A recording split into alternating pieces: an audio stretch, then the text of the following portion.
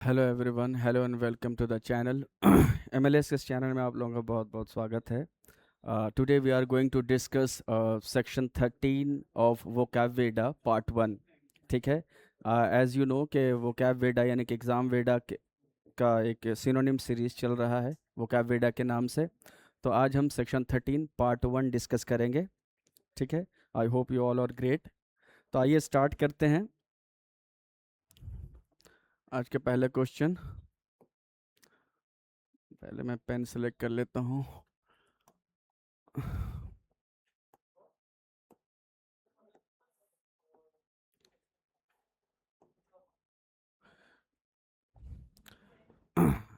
आज का पहला क्वेश्चन है, हमें जो है इसमें कॉन्स्टर्नेशन का हमें सिनोनिम ढूंढना है। ठीक है, at the Hardy house there was great consternation where aunt Gertrude saw Joe helping Frank up the stairs. तो कॉन्स्टर्नेशन का मतलब यहाँ पर क्या है? आपके option and the options we have surprise, panic, gaiety and satisfaction. Consternation का मतलब होता है a feeling of dismay, a feeling of anxiety, एक ये मतलब होता है, और सरप्राइज का भी मतलब होता है। ठीक है, तो यहाँ पर आंसर क्या होगा हमारा?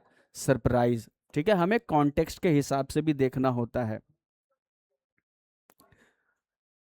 नेक्स्ट क्वेश्चन है, he murdered the man without any qualms of conscience. हमें क्वाम्स का मतलब देखना है, यानी कि without any qualms of conscience. तो यहाँ क्या है? क्वाम्स यहाँ पर क्या है? हेजिटेशन के मतलब। पैंग एक शार्प पेन को, फीलिंग ऑफ पेन जो होता है, एक टीस है ना, उस दर्द को बोलते हैं पैंग। और एक्साइटमेंट आप जानते हो, क्यूरियोसिटी भी जिज्ञासा को कहते हैं। और hesitation without any qualms of conscious, बिना बिना किसी हिचक के, हिचकिचाहट के। ठीक है, तो हेजिटेशन यहाँ पर इसका आंसर होगा। नेक्स्ट जो है क्वेश्चन नंबर 3, हमें यहाँ पे प्लेकेट का मतलब देखना है। He did not make any attempt to placate her. उसने उसको प्लेकेट करने की, यानी कि खुश करने की कोई कोशिश नहीं की। Please, pacify, serve, satisfy. ठीक है, तो प्लीज का मतलब भी खुश करना, पैसिफाई का मतलब शांत करना, प्लेकेट का मतलब होता है अपीज करना, शांत करना। ठीक है, गुस्से को ठंडा करना, काम डाउन करना। तो हमारा क्या होगा आंसर? पैसिफाई होगा। नेक्स्ट क्वेश्चन पे चलते हैं। What ever the verdict of history may be, Chaplin will occupy a unique place in its. Whatever the verdict of history may be, Chaplin will occupy a unique place in its pages. ठीक है, जो history का जो कोई भी verdict हो, तो मतलब फैसला। यहाँ पे वर्डिक्ट क्या होगा? जजमेंट, फैसला। ठीक है, चर्चिल, चैपलिन जो है इतिहास के पन्नों में एक अनोखा मकाम रखेगा। क्वेश्चन नंबर 5 क्या कहता है? The traditional methods of doing things have now become obsolescent. Obsolescent बोले तो ऑब्सोलीट। ऑब्सोलीट का मतलब out of fashion, out of order, no longer in use, इसको बोलते हैं ऑब्सोलीट। तो ऑब्सोलेसेंट, ऑब्सोलीट सेम। ठीक है, ये हमारा आंसर होगा। क्वेश्चन नंबर 6 क्या कहता है? It is not for lay readers. है ना, ले मैन आपने सुना होगा, ले मैन, ले पीपल, यानी कि आम लोग, अवामुन्नास, आम लोग, यानी कि वो लोग जिनको कोई, जो जिनके पास कोई डिग्री नहीं है, एक्सपर्टीज नहीं है, ठीक है, क्वालिफिकेशन, स्पेशल क्वालिफिकेशन नहीं है, किसी सर्टन का सर्टिफिकेशन नहीं है, तो वो ले मैन माने जाते हैं। ठीक है, कन्वेंशनल सोसाइटी में। तो it is not for lay readers to evaluate a great poet, यानी कि ग्रेट पोएट को, महान बड़े शायर को इवेल्युएट करने का, ये आम लोगों का काम नहीं है। उसके लिए शायरी की समझ होनी चाहिए, जब पोएट्री एज एन आर्ट, उसकी अंडरस्टैंडिंग, उसकी समझ, उसका कुछ इंसाइट होना चाहिए। तो क्या होगा? ले आम लोग, तो क्या होगा? ऑर्डिनरी। लर्नेड और एक्सपर्ट इसका एंटोनिम हो जाएगा। ठीक है, ordinary. Common man, mango people, mango people slang word है, आम लोग को बोलते हैं। It was on the behest of the officer that he made those improvement. At the behest of somebody या and on the behest of somebody का मतलब होता है किसी के कहने पर, किसी के हुक्म पर। ठीक है, तो क्या होगा? सजेशन नहीं होगा, ऑर्डर्स होगा। ठीक है, orders. Of the officer that he made those improvement. Officer है, ऑफिसर सजेशन नहीं देगा, ऑफिसर है तो वो ऑर्डर देगा, कॉन्टेक्स्ट में भी ऑर्डर आता है। Moving on to question number 8, he has won great admiration amongst his students because of his Vedanta outlook. ठीक है, वेदांत का मतलब होता है लश एंड ग्रीन, ठीक है, हरा भरा, फ्रेश, तो क्या होगा, फ्रेश होगा, फ्रेश आउटलुक, फ्रेश पर्सपेक्टिव। ठीक है, moving on to question number 9, those who man, एक तो हमें पता है मैन का मतलब होता है मनुष्य, आदमी, ठीक है। Those who man government run shops also have their palm greased. ठीक है, यहाँ पे दो चीज है, एक होता है हैव देयर पाम ग्रीज्ड, ठीक है। हैव देयर पाम ग्रीज्ड का मतलब होता है to take bribe, to take bribe, ठीक है, या to take money illegally, to do something, रिश्वत लेना। ठीक है, those who man government run shop, वो लोग जो सरकारी दुकान चलाते हैं, हैव देयर पाम ग्रीज्ड, ठीक है, वो रिश्वत भी लेते हैं, तो हैव देयर ये ईडियम हो जाएगा, इसका मतलब होता है to take a bribe, to take bribes, ठीक है, ये भी कर सकते हैं। तो क्या होगा, यहां पर ऑपरेट होगा, गवर्नमेंट रन शॉप को कोई कंट्रोल नहीं करता, एडमिनिस्ट्रेट रूल नहीं, ऑपरेट, चलाना, ठीक है, ऑपरेट। यहां पर मैन का मतलब ऑपरेट है, तो आप मैन को एज ए वर्ब इस तरीके से भी यूज कर सकते हैं। नेक्स्ट है question number 10, instead of being arraigned in public the child should be quietly interviewed in, यहाँ पब्लिक नहीं होना चाहिए, यहाँ पे मेरे ख्याल से प्राइवेट होना चाहिए, ठीक है, क्वाइटली, हाँ, मतलब इंटरव्यूड, पब्लिक में इंटरव्यूड हो, पब्लिक में इंटरव्यू लो, अरेन मत करो, इंडिक्ट मत करो, एक्यूज मत करो, फॉर्मली उसको किसी क्रिमिनल एक्टिविटी से उसको चार्ज मत करो, ठीक है, तो अरेन, इंडिक्ट। और ये आपको मालूम हो कि अरेन और इंडिक्ट ये दोनों बहुत ही क्लोज सिनोनिम है एक दूसरे के। As the jockey tried to ride the horse, it suddenly went berserk. Question number 11 क्या कहता है, As the jockey tried to ride the horse, it suddenly went berserk. berserk का मतलब होता है टू रन अमॉक, ये भी एक होता है, यानी कि सनक जाना, पागल हो जाना, वाइल्ड हो जाना, आउट ऑफ कंट्रोल हो जाना। berserk का मतलब होता है आउट ऑफ कंट्रोल होना, तो क्या होगा यहाँ पर, वाइल्ड हो जाना। ब्रोक का मतलब टूट जाना भी ले सकते हैं, और आई एम ब्रोक नाउ तो मतलब मैं कंगाल हो गया, ये भी एक मतलब होता है। गैलोपिंग, ये घोड़े के स्पीड से ही, सरपट दौड़ना, गैलोपिंग, ठीक है, रन एट अ गैलप, सरपट दौड़ा, तो सरपट दौड़ना। और बिगेन का मतलब आपको पता है शुरू होना, शुरू हुआ, पास्ट टेंस है। क्वेश्चन नंबर 12 पे जब हम पहुंचते तो क्या है, the man lived in a dilapidated house made of mud and bricks. Dilapidated house का मतलब है खंडर, ठीक है, टूटा फूटा, डिलैपिडेटेड कंडीशन, टूटी फूटी हालत, तो dilapidated house made of mud and bricks, तो डिलैपिडेटेड हमें ढूंढना है यहां पर, ठीक है, तो वो क्या होगा, क्रम्बलिंग, ओल्ड, थैचेड और क्रैशिंग। तो क्रम्बलिंग कहेंगे, टूटा फूटा, क्रम्बलिंग है ना, टूटा फूटा घर है और थोड़ा थोड़ा करके हर रोज कुछ ना कुछ टूट ही रहा है, गिर रहा है, ठीक है, तो क्रम्बलिंग। ओल्ड पुराना नहीं होगा इसका। थैचेड बोलते हैं घास फूस की जो छप्पर वाली जो छत होती है, घास फूस की छत, उसको थैचेड, थैचेड रूफ। क्रैशिंग, ये कंटिन्यूअस प्रोसेस में है कि बिल्कुल ही ढह जाना, ठीक है, तो क्रम्बलिंग होगा, क्रम्बलिंग हाउस, टूटे फूटे घर में। क्वेश्चन नंबर 13, हमें यहाँ पे ओवरचर देखना है, ठीक है।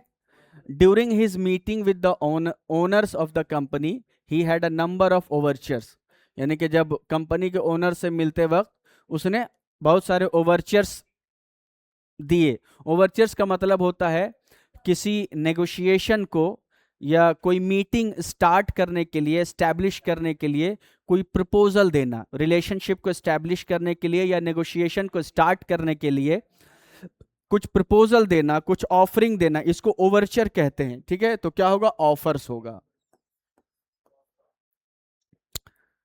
Moving on to question number 14, Prashant likes his friend, ठीक है, Rishabh, Prashant likes his friend Rishabh in spite of his little फ्रेल्टीज।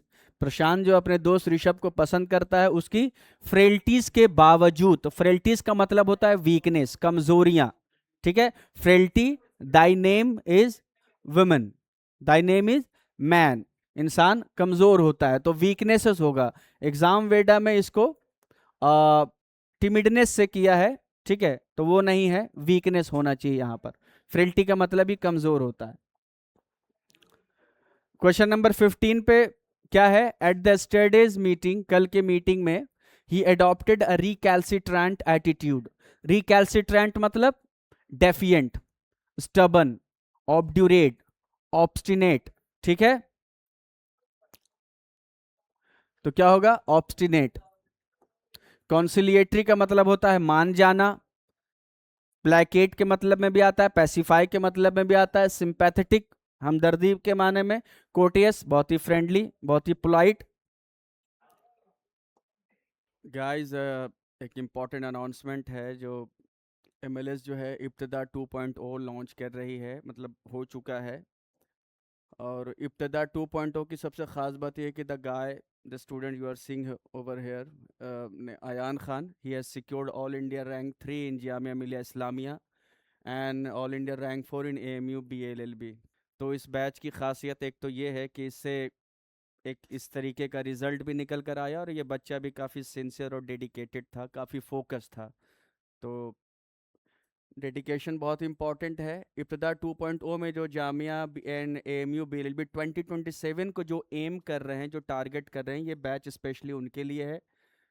30 जुलाई से बैच स्टार्ट है, और टोटल यहाँ पे देख सकते हैं जामिया में अब तक जो है टोटल ओवरऑल बैचेस में 45 सिलेक्शंस है, जामिया में AMU में 33 सिलेक्शंस है सोफा।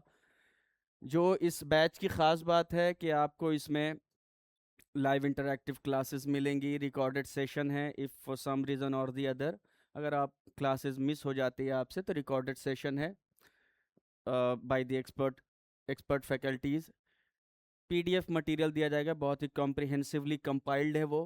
प्रैक्टिस टेस्ट शीट्स दी जाएगी, DPP भी कहते हैं इसे। 100+ mock test, 500 sectional test, weekly test भी होता है, एंड पर्सनलाइज अटेंशन है, यानी हर किसी को पर्सनली देखा जाता है कि किस में क्या है, उसी तरह से स्ट्रेटजाइज किया जाता है, और डाउट क्लियरिंग सेशन भी होता है।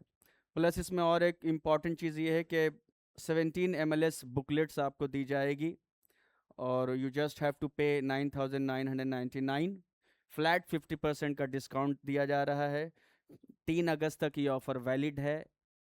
Avail this offer as soon as possible. और बाकी जो भी आपकी क्वेरीज हों, डाउट्स हों इस बैच से रिलेटेड, तो आप ये व्हाट्सएप नंबर दिया है, बाकी डिटेल में जानने के लिए व्हाट्सएप नंबर स्क्रीन पे है, आप जान सकते हैं। ठीक है, question number 16, full hardiness. Full hardiness किसे कहते हैं, बेवकूफ़ियों से भरी हुई बहादुरी, उसको बोलते हैं फुल हार्डीनेस। फुल हार्डी, बेवकूफ़ी से भरा हुआ बहादुर, बहादुर है लेकिन बहुत ही रैश है, बहुत ही इम्पेटुअस है वो, ठीक है। तो full hardiness is the result of constant strains, तो क्या होगा यहां पर, फुलिशनेस ही, दो परफेक्ट सिनोनिम नहीं है यहां पर, परफेक्ट ऑप्शन नहीं दिया हुआ है, but foolishness is the closest one, यही सबसे क्लोज है as a synonym for the foolhardiness. Next चलते हैं, to be or not to be was the dilemma of Hamlet. हमें डिलेमा देखना है, ठीक है। डिलेमा का मतलब होता है दुविधा, क्या करें क्या ना करें, ठीक है, ये करें या ये करें। दो या दो से ज्यादा मल्टीपल अल्टरनेटिव में, मल्टीपल ऑप्शंस में हमें एक चूज करना है, and that one also seems to be very unpleasant, ठीक है। वो भी मतलब जिसको चूज करें वो भी बड़ा अनप्लेजेंट है, इसको करें ये भी अनप्लेजेंट है, इसको डिलेमा कहते हैं। इसे करने में भी थोड़ी हेजिटेशन है, इसे भी चूज करने में हेजिटेंट हो रहे हैं, इसको डिलेमा कहते हैं। तो क्या होगा, प्रॉब्लम होगा यहाँ पर। क्वेश्चन, ऑब्सेशन, हेल्पलेसनेस नहीं होगा, प्रॉब्लम होगा। Now moving on to question number 18, even today many people are guided by abstruse moral values. आज भी बहुत सारे लोग एब्स्ट्रूज मोरल वैल्यूज को लेकर चलते हैं, ठीक है। एब्स्ट्रूज का मतलब होता है रिकॉन्डाइट, रिकॉन्डाइट, ऑब्स्ट्रूज मतलब which is difficult to understand, which is difficult to understand यानी कि ऑब्सक्योर, यहां पर जो ऑप्शन है ऑब्सक्योर ही हमारा आंसर होगा। इररेशनल, इम्प्रैक्टिकेबल, डेंजरस नहीं होगा, ठीक है, ऑब्सक्योर होगा। Moving on to question number 19. Your present statement has allayed my fears. Allay का मतलब होता है मिटिगेट करना, कम करना। रिलीफ, रिलीफ एक्चुअल मतलब होता है, ठीक है, relief, relieve, alleviate, alleviate the pain, relieve the pain, allay the pain, allay the suffering, ठीक है। Your present statement has allayed my fears, तो यहां पर क्या होगा, रिलीव्ड होगा। ऑब्लिटरेट का मतलब होता है कंप्लीटली डिस्ट्रॉय कर देना, ठीक है, निस्तो नाबूद कर देना, ठीक है, बिल्कुल डिस्ट्रॉय, बिल्कुल नामो निशान मिटा देना। ऑब्लिटरेट का मतलब, अराउज का मतलब इवोक करना, कुछ इमोशन जगा देना, और इरेडिकेट का मतलब जड़ से उखाड़ देना, इरेडिकेट द पॉवर्टी, जड़ से। और एलिविएट और रिलीव और एले का मतलब जड़ से खत्म करना नहीं होता, बहुत कम कर देना, रिलीफ बोलते राहत मिलना, ठीक है। क्वेश्चन नंबर 20 क्या कहता है, your master will like you if you are diligent. तुम्हारा मास्टर तुम्हें पसंद करेगा अगर तुम डिलीजेंट हो, मतलब तुम हार्ड वर्किंग हो, ठीक है। डिलीजेंट का मतलब होता है हार्ड वर्किंग, इंडस्ट्रियस, लेबोरियस, ठीक है, मेहनती। Question number 21, the state finds itself in a bind in this matter as on many other issues, ठीक है। तो find itself in a bind एक फ्रेज है, ये find itself in a bind एक फ्रेज है कि प्रॉब्लम में पाना अपने आप को, इन अ बाइंड, ठीक है, अपने आप को बंधा हुआ पाना, इंटैंगल्ड पाना, प्रॉब्लम में आ जाना, ठीक है। तो in this matter as on many other issues, तो क्या होगा, प्रॉब्लम। मेरे हिसाब से यहां प्रॉब्लम है, बट एग्जाम वेडा में न्यूसेंस दिया, न्यूसेंस का मतलब होता है गड़बड़ी, शोर शराबा, chaos, nuisance, this boy is a complete nuisance, यानी कि ये बिल्कुल ही गड़बड़ कर देता है, न्यूसेंस है ये, शोर शराबा करने वाला, हल्ला गुल्ला। Find itself in a mind, जब आप देखेंगे इसके बारे में तो प्रॉब्लम से ज्यादा रिलेट करता है ये, तो मेरे हिसाब से ये होना चाहिए, एग्जाम वेडा के हिसाब से न्यूसेंस दिया हुआ है, ठीक है।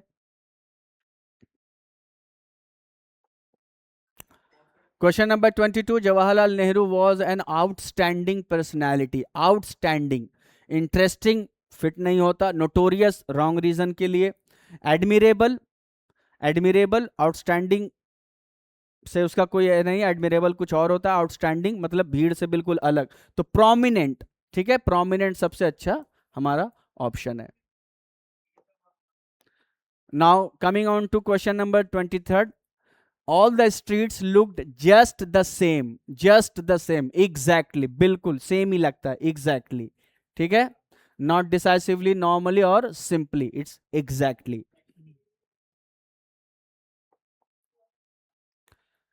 नाउ क्वेश्चन नंबर 24 क्या है, it says a million cinemas a year, a million cinemas a year bring the same stale balderdash डैश, बॉल्डर डैश का मतलब नॉनसेंस, नॉनसेंस, बकवास, क्रैप, ठीक है।